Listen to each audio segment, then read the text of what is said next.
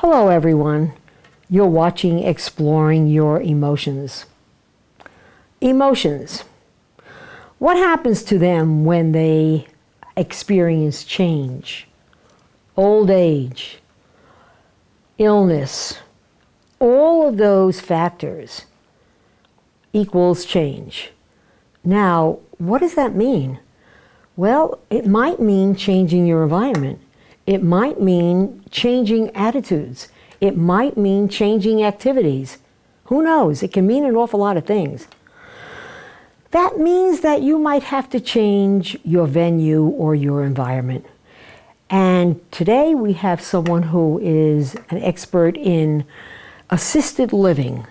And sometimes, guess what? We may have to go to a facility for assisted living. But your emotions, you need to know how to control them. You need to know how to watch them. They are very important. So today we're going to ask Beth Evans to answer some of the questions about assisted living. You don't have to be a certain age to be in assisted living. You could be anywhere from whatever to whatever. Doesn't really matter. But what is important is that you'll experience a new situation and a different situation. Peer groups, friends, and that's fine. So we're going to talk about that today. Take notes. Maybe you need to, and let's watch, okay? Beth, I'd like to introduce you to our phenomenal audience because they're all listening and ready to hear. Please. Dr. Rothberg, for allowing me on the show today to discuss so many important issues like you discussed about making a change in your environment and possibly having to move into an assisted living situation. The first thing that we look at when a person makes an initial phone call and there's an interest even to come to probably move into an assisted living home, we try to find out everything we can about that particular individual, so this way we'd be able to best serve their needs. We ask them questions about their lifestyle.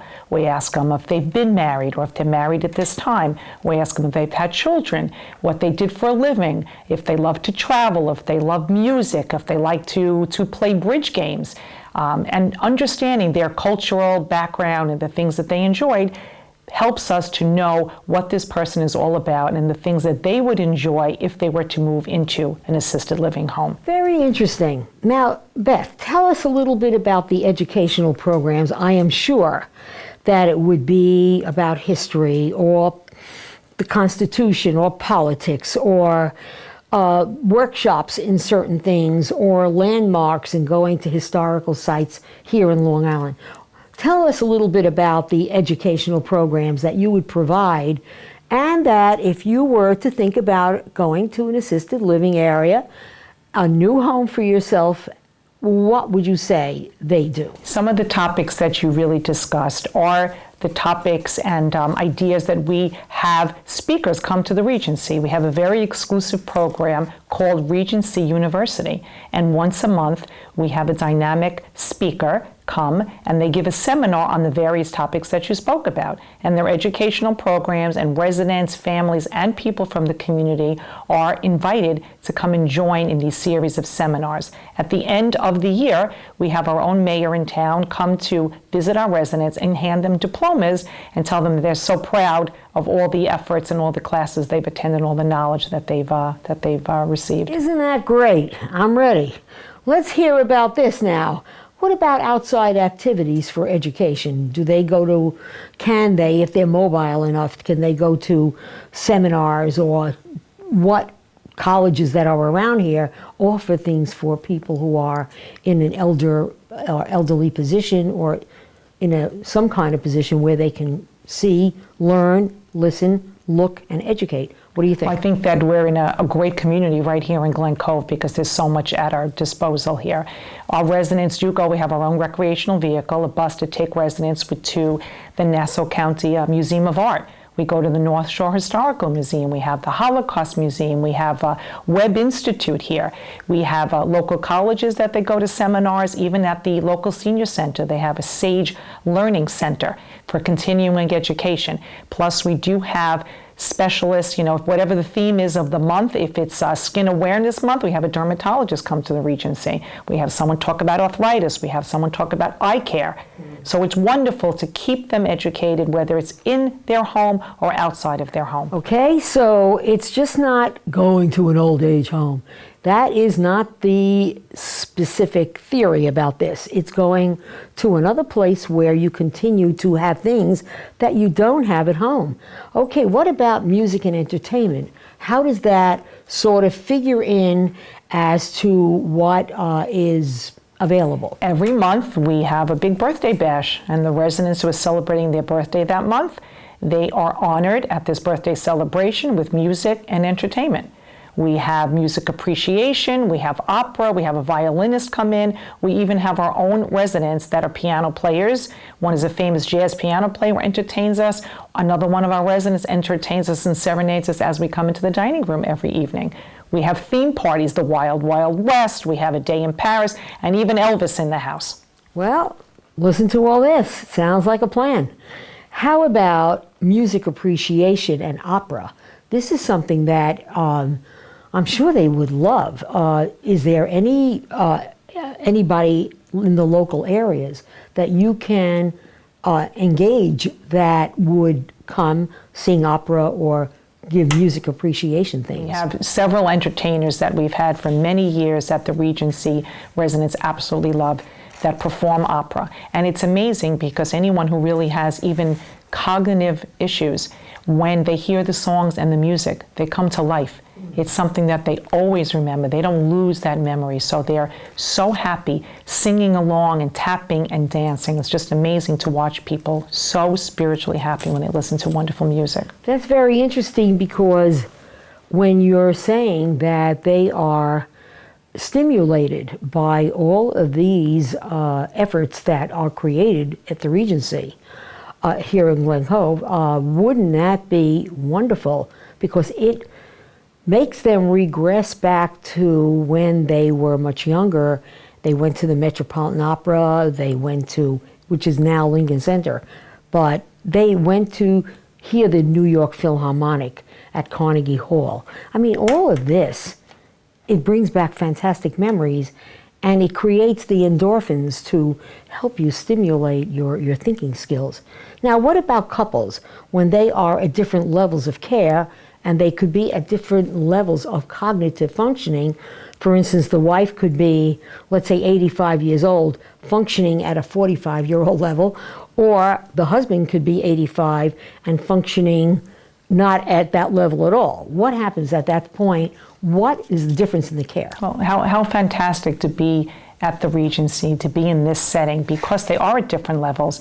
When they're living together, they cannot do things separately from each other. One has to always be with the other one, especially if there's cognitive issues and you're saying physical issues. Other than that, them being together, they need a family member, they need a companion to be in their house. At the Regency, because all of these services available on site, one can go on a trip, one could be downstairs doing activities, and the other one could be in their room just relaxing, reading the paper, doing crossword puzzles, and they don't have to have outside help and the burden from their family to be together. It creates less animosity between the couples because they feel a little bit freer to enjoy the things they like to do and to have separate interests. One can wonder, and I think that this would probably be one of the questions somebody in the audience might be thinking. And one of those questions is, well, what happens to their home and their house when they're in the assisted living?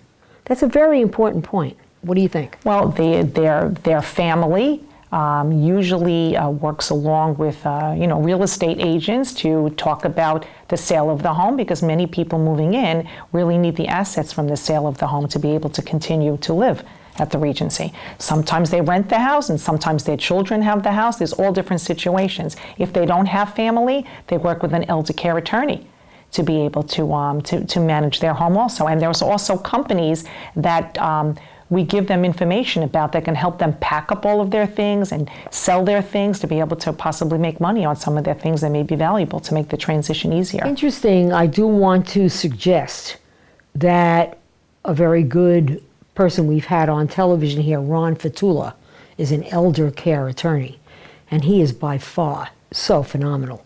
So I don't mean to plug his name, but I've had him on television here before explaining exactly what you were talking about. Now, how do you address a judgment, let us say, how they can adjust to a new environment? Because it takes so many psychological steps to adjust to a new environment. So as you'll speak, I possibly might interject. What is your thoughts about that? Adjusting, we obviously know is very difficult. So at the Regency, we have on-site psychological services from Dr. Zilker, who has been with us for many years. And, she talks about the different stages of life. And the biggest theme that she always wants to stay with is staying independent. And she explains the phases of life as if when you first get married, you need a small apartment because you don't have many belongings, it's just a couple. And then you have children, you need to be in larger space. And when your children leave the home, you don't need as much space again. And now it's time to downsize. So we don't want to ever look at end phase, final phase. We want to look at a new phase and a continuing phase. So she helps to make that adjustment, because moving from your home and downsizing and having everything different in your life could be the loss of a spouse, could be the loss of a child, not being in your same surroundings, your settings. She talks one-on-one with residents to try to tell them that it's normal to feel this way. And she, like the name of your show, explores their emotions about the way they feel to help them to make these adjustments. A couple of words that are appropriate to bring in at this time, besides new environment. One of them is validation. We need to validate the kind of and be approved of in the kind of change that we make. That's first. Secondly, somebody in that position is going to experience the second word, loss. Loss is a very important thing because they have a loss of the kind of life they wanted to lead, the loss of house, the loss of not seeing their children, the loss of many, many different things, which means it's indicative or indicated to the next stage of life. A lot of people are fearful, that's another word, of change. And this fear will dominate their entire psychological self.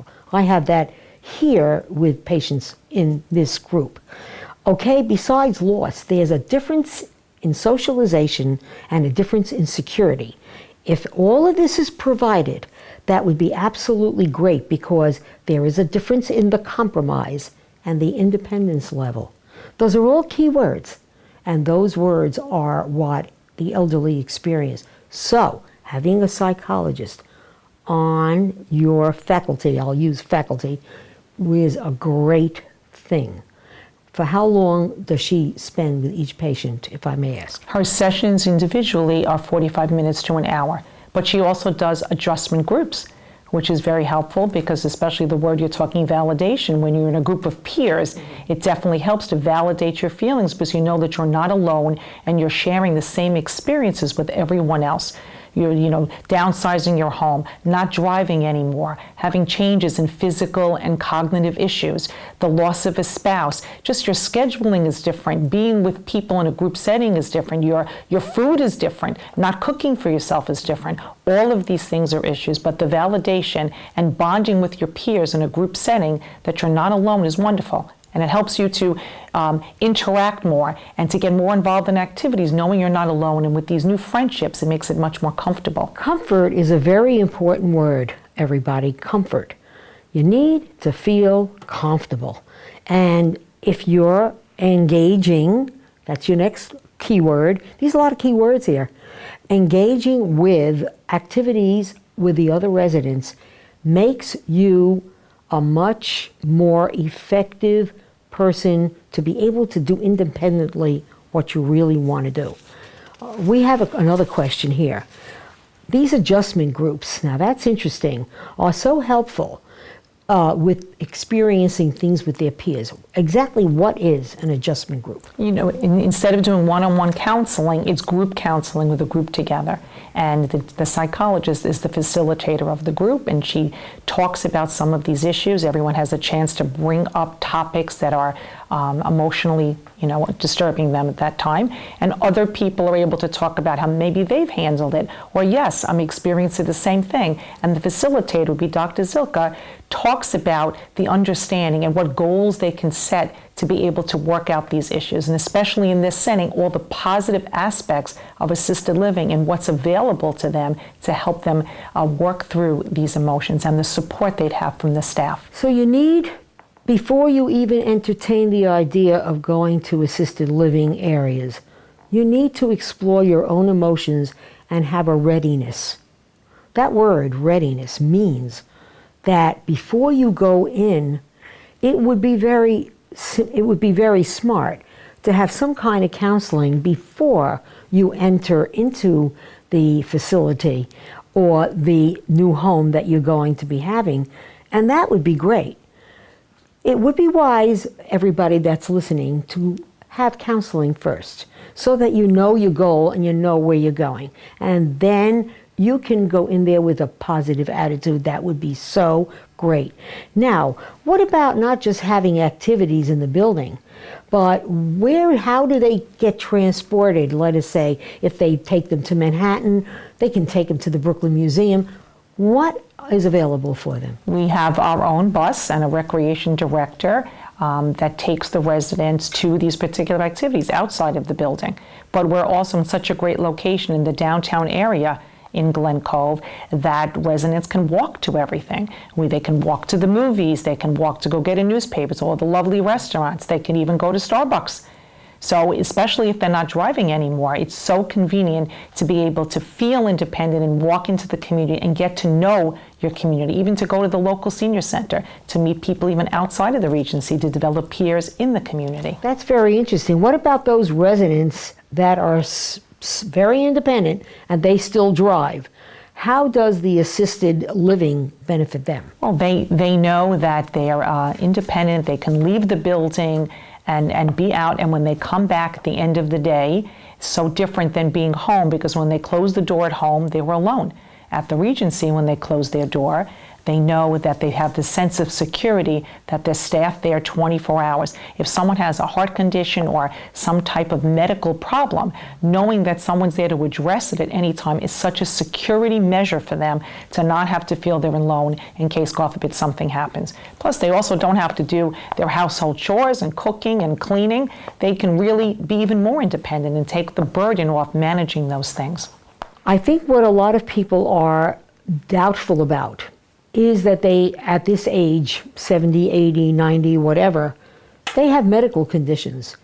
Now, there are many doctors in this area of Glen Cove, Bayville, Glen Head. Glen Cove area is loaded with doctors, and the hospital at Glen Cove will be staying open. That's very important.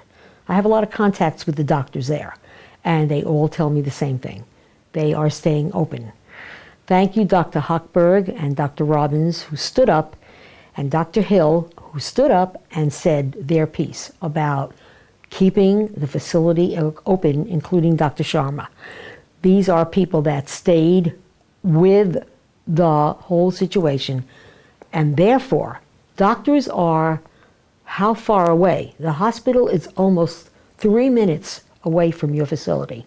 Do these people know that they don't have any fears about that? We're also absolutely thrilled that the hospital is going to be staying open, and we've been very much involved in the whole aspect of it too. They've actually come to the Regency to talk to myself and my staff about everything that's happening at the hospital. And we have such wonderful doctors right here in our community. So the residents are very lucky that we have transportation to go to doctors, plus all these wonderful doctors come and see them in the comfort of their home at the Regency. It is also very important because some of them might have diabetes, and their feet are very important. So I know that Dr. Yasmir and Dr. Kotkin do come to the facility, whether it be yours or others, and they certainly do take care of the feet. Now, what about the beauty parlor aspect? we have to have that as well, because we always have to look good. That's a very, very important highlight of everybody's life. 3 times a week we have beautician come, and we have the local nail salon across the street from us that comes in once a week also. And when you see everybody wanting to get their hair done and their nails done, you know that they're feeling very good about themselves. It's so uplifting, and it is so absolutely spectacular to see them all dolled up and so beautiful. And even the men get their manicure, and even the men get their haircuts and get shaved too. It's wonderful to see. Thank you, Michelle. I think that Michelle is one of the people that does come there, I believe, on Mondays. You see, all of these things are extremely important. Tell us what events are coming up in your assisted living Regency that is going to be helpful to people to understand what that's about. Well, I'm very proud to say that we've just renovated many of our rooms with new kitchens and new bathrooms and new artwork and new carpeting and crown molding, plus we've redecorated our entire building downstairs. So to celebrate our new transition, because the building looks completely amazing, we're having an event this Sunday from 1 to 4. It's called Music and Mimosas, and we would love everyone to join. We have 3 special events happening every hour. From 1 to 2, we have Miho Min. She's performing on the piano. From 2 to 3, we have wine tasting by Casa Divino. And 3 to 4, our own chef Pat is doing a cooking demonstration. So we'd love for everyone to come and enjoy the fabulous day and take a tour of how spectacular the Regency looks. Now, that's this Sunday, which is June whatever. However, the editing of this film will not be shown until July. Is there anything going on in July? Seminars that we're having, plus some beautiful parties that are going on. So we'd love everybody to come and have the experience at the Regency. What else can you tell us about some of the interesting cases that people enter into the Regency? Can you give us an example of, let us say, a particular person who didn't want to go into the facility and then adjusted very beautifully? We see that quite often, where people are fighting their children to make this transition, and then they come into the Regency, and all of the social activities and all the things they used to do that they were not doing anymore because they weren't leaving the home, they're starting to do again. And when the family wants to take them out, they want to come back to the Regency to come home because they're afraid they're going to miss an activity. And families are completely amazed how their parents have transitioned, and the smile on their face and wanting to get their hair done and making friends and doing all the activities they so enjoyed in the past. And it really is very, very special to watch people transition to this happy person. Now, family members, when they come, okay?